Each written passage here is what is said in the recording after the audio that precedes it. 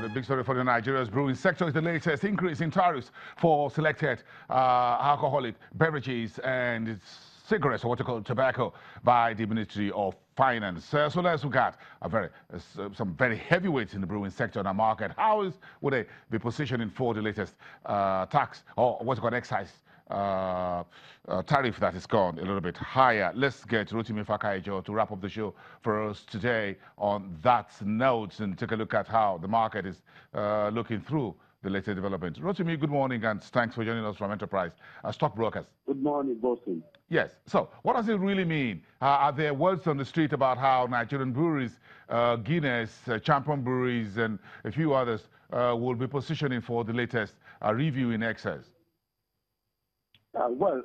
For what we have in mind among colleagues, we believe strongly that the increase in tariffs definitely is going to result in increase in price, and at the same time is not going to translate to increase in revenue for those companies. And if there is increase in price at this time, then invariably we may have a less demand for those products, and because the increase in price is not affecting the revenue of the company, that means they will turn out less profit to their shareholders.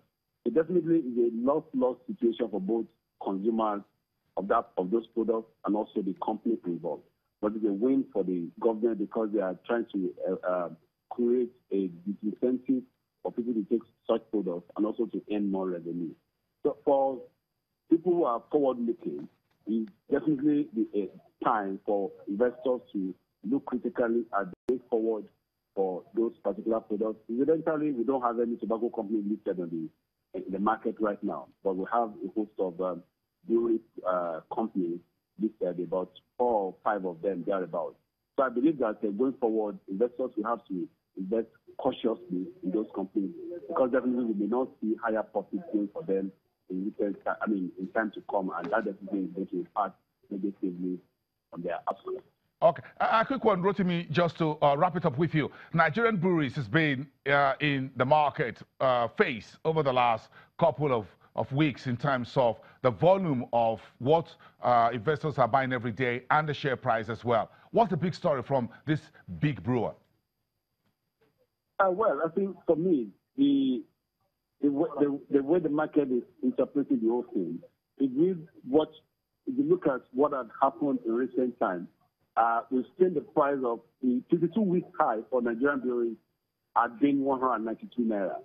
And right now it's trending at 110, 112. So that goes on to tell us that a lot of investors have seen this ahead and have actually divested to an extent from that particular company. And same has happened for a few others of them.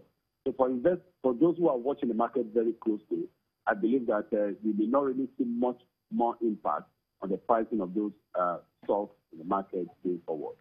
Rotimi Fakaijo from Enterprise Stockbrokers, thank you very much for your time. Let's bring the show to a close with the latest story coming out of Nigeria Statistics Office. Nigeria reported a trade balance, a trade surplus of 2.175 billion naira in the first quarter of this year, which is 20.95% higher over the fourth quarter of 2017 and a 221.8% increase from the figure in the first quarter of 2017. Nigeria is reporting its total and trade balance figure. The total goods exports is increasing in Nigeria. First quarter of 2018, total increase was 19.74%, the biggest figure Nigeria is posting over the last 2 years. This is the strongest export numbers that Nigeria is reporting. You're going to find these and more on our news and business news coming up later here on Channels Television. Let's leave it there for today, and then we'll get back tomorrow. It's another big day